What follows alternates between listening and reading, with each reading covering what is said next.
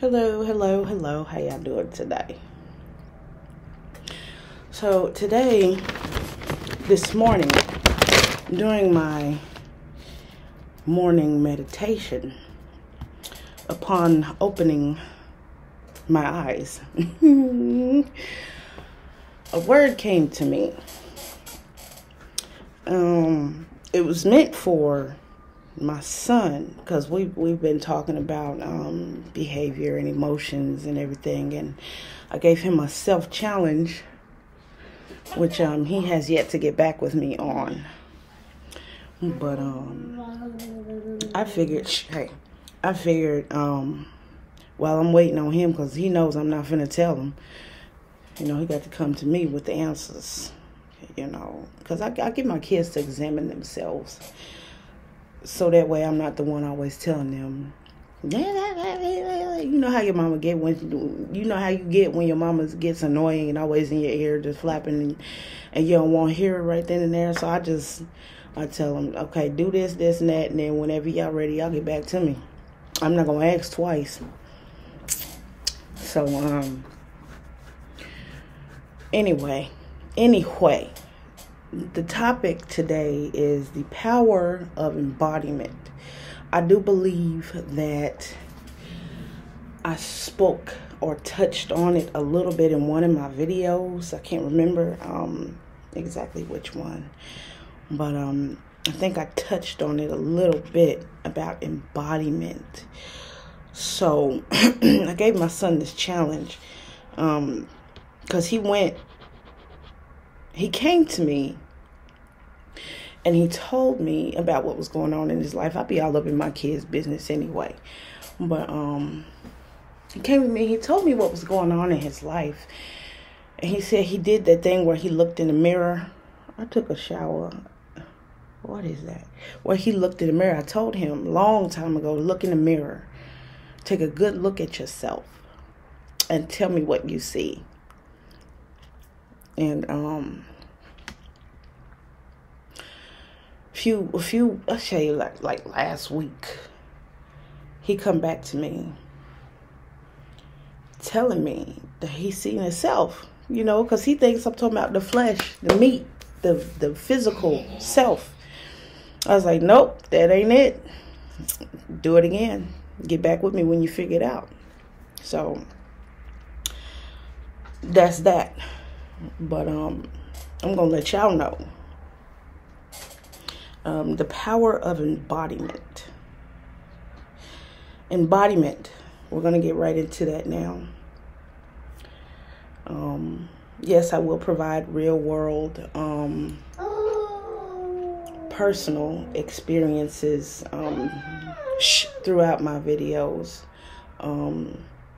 because this is not fabricated. It's not a fictitious story. It's not fake. This is the real world, and we're moving by second, whether asleep or awake, in the real world, and our encounters on a daily basis determine the outcome of our lives, believe it or not. So let's get into embodiment. First of all, what is the definition of embodiment? Merriam-Webster dictionary says that it is embodiment. It is a tangible or visible form of an idea, quality, or feeling. Embodiment. A tangible or visible form of an idea, quality, or feeling. The representation or expression of something in a tangible or visible, physical form. The representation or expression of something in a tangible or visible form. Tangible means you can touch it. Feeling means it's unseen. So the feeling comes out in a tangible or visible form. The idea, the quality of the idea, the quality of the person and how that person is feeling, walk with me, comes out in a physical, tangible form. Vicious mental cycles and embodiment. Vicious mental cycles and embodiment. So we just went through this little series about vicious mental cycles, which is going to be continued. It's going to be continuous until we get this all out of us and change into a better form of self, a better version of self. But vicious mental cycles and embodiment. How deep ingrained are these emotions that have become our being? Being, embodiment. We had a bad childhood, let's say. We have a person that's had a bad childhood. The parents were on drugs. Father used to beat the mother in front of the kid, and the kid absorbed all of these things, absorbed all these activities, absorbed all of this negative talk, and absorbed everything that the father and the mother was going through. They seen mama being weak and daddy being strong and being manipulative and lying and cheating and using drugs and just all kinds of craziness, and mama being suicidal. All of this. This is real shit. This is real world. Let's be real. Come on. So the product of these two people, which is the child or children, are sitting here watching this shit going on. So because of the visible form or an idea of how the father thought that the family should be, it came out as a physical or unqualitative, having less quality or whatever you want to call it, form for that child. That example, lead by example. So the father set the tone for the boy and the girl or girls, their children, by embodying what they thought or believed a family should be by way of humiliation, domination, self-hatred, resentment, lack of self-worth, lack of self-love. So because these children grew up in this vicious environment, those emotions, that fear, that worry, that lack of self-love, lack of family support, became deep ingrained into them children or that child and became their being. And when I say being, that means they embody that. Their emotions, their thoughts, their actions were fueled based on what they saw when they were children. So they're operating in trauma. Their decisions are based on their past. The way they treat themselves are based on their past. The way they treat others is based on their past. Bullying, hatred, malice, self-doubt, and lack of self-worth. So they don't see nobody else as worth anything. You ain't worth shit. You ain't this. You ain't never going to be that. You ain't nothing. And then they walk off laughing just to feed their own self. I told my son to look in the mirror at himself. And I told him to tell me what he saw.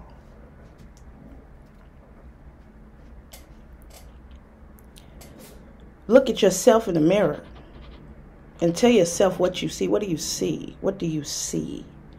What do you see?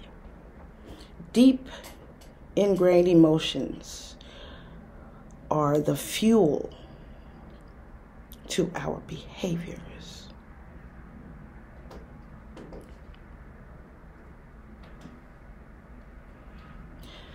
Take me for example. When I was younger, when I was a kid, in elementary school, I would spend the summers at my great-grandmother's house and with my auntie. The firstborn of my grandmother is my auntie, the one that I always spent you know, sometime with during the summer. This is the struggler auntie. the Bible thumper, the one that always had me in church and doing all this singing and praising. You know, all three aunties had me in church, but two went to the same church. The other one went to a different church. This is the struggler, the one that went to a different church. So, deep ingrained emotions are the fuel to our behaviors unconsciously. Take people pleasing, for example. Why does someone people please? Why do people please? What emotions or state of being are you operating from to cause you to people please? What's the root? Where did it come from? Discouragement, fear, worry, doubt, feeling bad because you didn't help somebody, your inability to say no because you're too weak mentally and emotionally. So the struggler forced me one day when I was a child in elementary school, summertime, it's hot as hell. We had our Bibles. She woke us up that morning, told us, come on, let's go. We're getting on the bus. We're leaving. I don't even remember where we went after that. But there was this key event in my life that I will never forget. She put the both of us across from each other on the city bus, a public bus with people in the bus, people riding the bus, we on the bus, all of us, we on the bus. And she forced me and her son, who is also my cousin, to read the Bible out loud on the bus in front of people we did not know. Now, I'm thinking to myself now, since I'm older, was this bitch trying to embarrass me? Trying to humiliate me in public for the umpteenth time? What was she really trying to do? Was she trying to use us as a tool to get to other people on the bus to call on Jesus and God? What was she trying to do? What was the point? Was she trying to test my reading skills? What was it? Me being nervous and shy, fearful, bashful, wishing I had my mother, wishing I had been in a better situation, wishing I had a better family, wishing I had love from my family. My voice trembled. I was scared. And this is the same auntie that beat me over my knuckles with my jump rope rod. The same one, the struggler, the one who beat my ass because I didn't understand math. The one that would always make fun of me and tell me that I wasn't all that ugly and you're not all that stupid. And this is the auntie that I'm speaking of. The struggler, the Bible thumper, the one that was always in church. The one that was always struggling with her faith in God and struggling with money issues and struggle. She's still struggling. 60-something years old and she's still struggling. She told me, while my voice trembled as I was reading, being nervous and scared, having other people on the bus that I did not know watch me reading this Bible, bus driver looking in the mirror while I was reading, I took in all of this and nothing but fear washed over me. Intimidation by a grown-ass woman who called herself my auntie, who's supposed to love me and protect me, was embarrassing me in public by reading a fucking Bible that I knew nothing of anyway. I didn't know what the fuck I was reading. I'm a kid. What the fuck am I reading? She told me after reading the Bible aloud in front of a bunch of people, she says to me, you really shouldn't people please. You know, you really shouldn't people please. As a child, I had no idea what the fuck she even meant. People pleasing.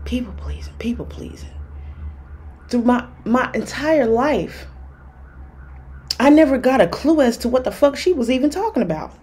Still to this day, I had no idea I still don't know what she meant by people pleasing, because I don't intentionally try to please people unless it's my man and I'm sucking his dick. Okay? That's the only people pleasing I be doing.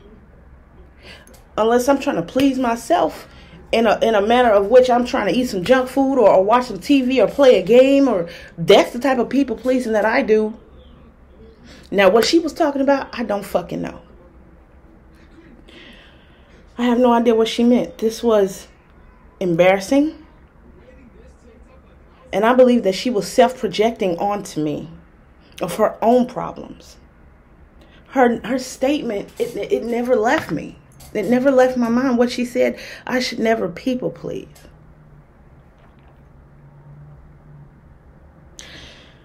Now, growing up as a child, and I think I'm slightly catching on to what the fuck she meant, because thinking about it right now, you got to be fucking kidding me. Okay, so when I was a kid, my aunties, all three of these bitches, always had some kind of ailment. Like the screamer, the one who always yelled at us and made us stay up all night cleaning and doing all this shit as kids. She always needed some kind of help. Like one time she got her tooth pulled. Wasn't nobody else around, and at this time I was living with her. Sadly, I got passed around between auntie, great-grandmother, and grandmother when I was a kid. Ain't that a bitch? Rejection like a motherfucker. I would be the only one there helping her, helping her and taking care of her. And then the undercover narcissist and the screamer, they would want me to wash them up while they were sitting on the toilet. Like, wash my back, scrub my back. Get my underarms and just wash me. I would wash them while they were sitting on the toilet. These motherfuckers wasn't even handicapped. I think they was like sick or something. I don't fucking know. I'm a kid. I don't know. I was a child. Yai, because that's what one of my aunties used to call me, was Yai. Come help me get this. Come help me do that. Come help me do this. Help me with that. Get this for me. Get that for me. Like I was a fucking butler or a servant or something. I think I'm catching on to what she meant by people pleasing. I think that my auntie was telling me that I shouldn't be pleasing people just to feel good about myself. But the fucked up part about it is,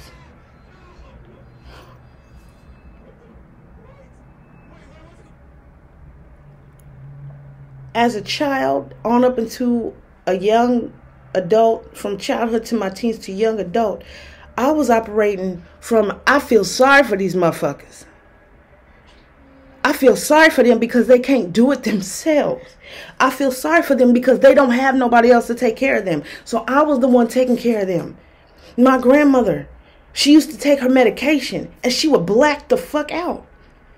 I remember there was days when my grandmother would be slumped over on the toilet in the bathroom, and I would have to flick water in her face and slap her until she woke up, because I'm thinking she's in here dying and shit. As a kid in elementary and middle school. The fucked up part about it is I was never people pleasing them. I felt sorry for them bitches, because they couldn't do shit for themselves. They didn't have nobody around them neither. But because of their attitude, the way they treated people, nobody wanted to be around them. And I see that as clear as fucking day. They would have people coming in and checking on them, but it would be once every fucking blue moon. Or they would have people calling them, and it would be once every blue moon. Or they would have people coming in from church because they was on the sick and shut-in list. Once every blue moon, people would just come in rotation and helping them and living their own lives. And here I am watching all of this shit go down. And this statement in my mind, don't be people pleasing. You really shouldn't people please, you know. And I'm thinking, oh, I've always thought, how am I people pleasing? I'm not pleasing them. They're the ones that can't do the shit themselves. When am I supposed to say no? As a child, and I knew not to talk back. I knew not to talk back, because I sat there and watched my great-grandmother beat the shit out of my little cousin, the same one that I was reading the Bible with on the bus. She took a shoe and just, and he was just crying. I knew not to talk back. I knew not to disrespect my elders, no matter how toxic they was. So as a child, you can't tell your higher up, the adult that is over you. No, you can't tell them no. No, I'm not going to do that. What, I'm going to get an ass whooping? They're going to put me in a corner. They're going to do... I just could not... I never talked back. I never said no to them. What I was operating out of was pity and fear. I didn't want my ass whooped. And I felt sorry for them motherfuckers. So when she said I was people pleasing, that really never made sense to me. Because I don't people please. I don't never people please. I never have. If I'm doing something for somebody, it's because either I want to or I feel sorry for them motherfuckers. So naturally, to be hospitable or have common courtesy, I'm going to help. Just out of the kindness of my heart. Because I feel like if that person is in need of help, then I'm going to do it. It ain't got shit to do with people pleasing. You shouldn't people please, you know. I honestly think that she was telling me out of her own projection of her own self and way she saw herself, that I really shouldn't people please. But she was the one who was people pleasing. That doesn't make no fucking sense. Self-projection onto me of her own problems. Like, I swear I wasn't nothing but a fucking punching bag and a sponge for these motherfuckers. Like, because I was quiet, didn't talk back, hardly got into any trouble until I got into high school, because I was chasing my first husband, baby daddy, because he was fine, dark skinned, looked good. Honey, that's when I started getting into trouble, when I was chasing boys in high school.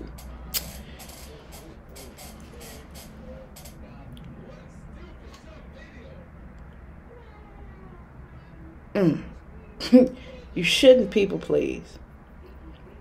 Embodiment. So because I felt sorry for these people, because I was afraid, and because I knew I was going to get my ass whooped if I said no. I knew if I mouthed off, I said yes. So I wouldn't get in trouble. I knew that if I mouthed off, I'm going to get my ass whooped. I knew that. So I always said yes to them because I had no choice but to say yes. You can't say no to people that you live with. As a child, they can't even defend themselves against adults.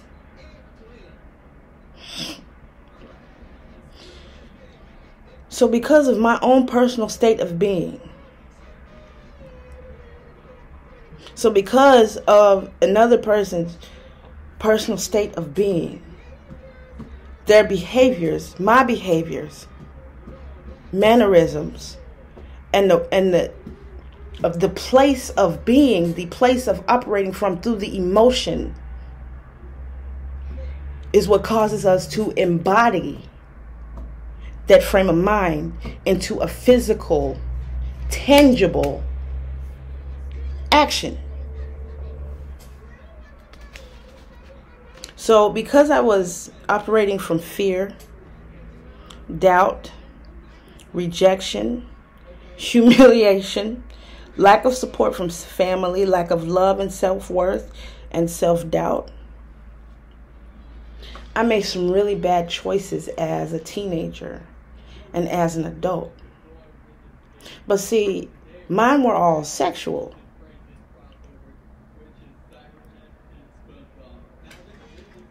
Well, not all of them. Most of them were sexual. Because I was looking for love in the wrong places. I was operating from lack of self-love. Because I was looking for that love, I had sex with a lot of boys. Boy chasing in high school. And I picked that one man, boy. And we merged together. And we ended up having children together. But because I could not overcome my childhood traumas due to the fact that I was going to counseling while we were married, I couldn't enjoy my husband. I couldn't enjoy my marriage. I couldn't enjoy my son. Then me and my husband ended up getting a divorce. He left me.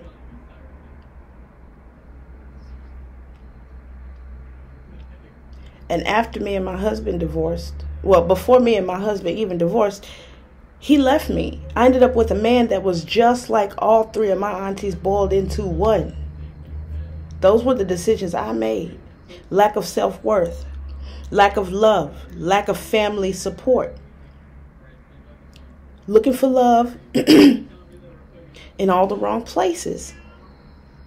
And being that I was used to those behaviors, those treatments. When I say treatments, being treated like I ain't shit, being treated like a doormat, being talked down on, being mistreated, period, being abused.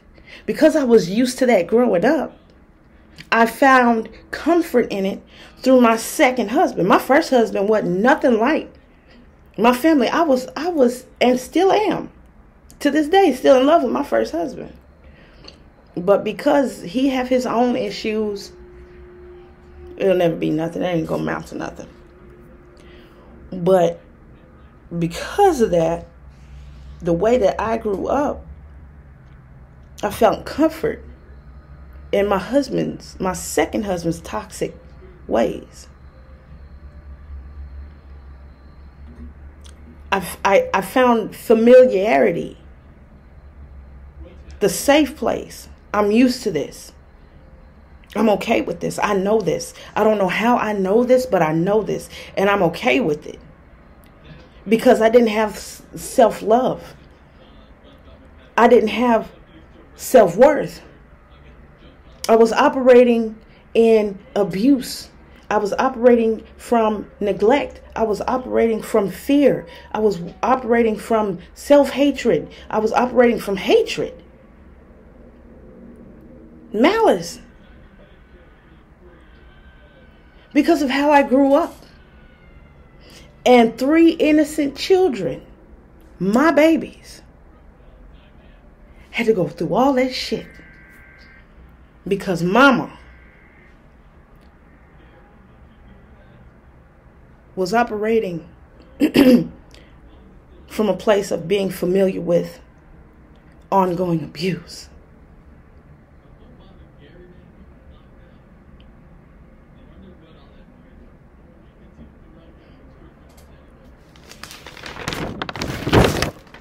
The power of embodiment will take you to places and bring you around people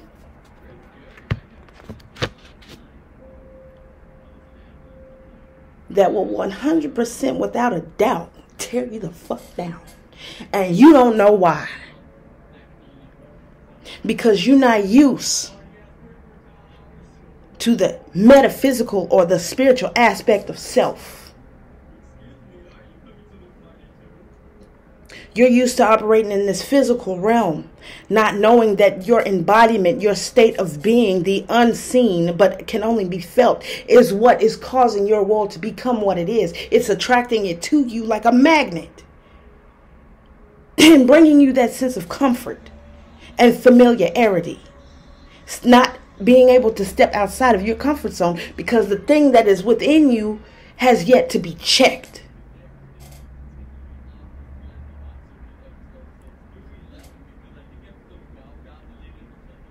Embodiment, state of being, a tangible or visible form of an idea, a thought, quality, or feeling.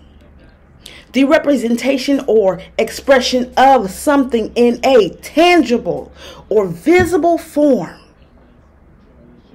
Inward becomes the outward. How we feel is how our life reflects that feeling. what we are operating from as it pertains to emotion, that's what our life is. Chaotic. Your house always dirty. You got bugs every fucking where. Your mind is all chaotic and your mind is constantly racing, losing sleep. Got bags under your eyes, dark spots, liver spots all over your skin. You're looking old. You're aging. You're depressed. You're crying. You crying on the inside while you're hiding behind a smile. Oh, I used to be able to hide my motherfucking pain. Nobody would have ever known at all my ass was in pain. Because I hid my pain very well. I'm smiling. But I'm dying on the inside. Committed suicide. Many failed attempts at suicide. Running away from home. But nobody told me that I couldn't run away from myself. I can run away from all these people who put that shit down in me in the first place, but I couldn't run away from me. Look in the mirror. Tell me, what do you see? What are you embodying?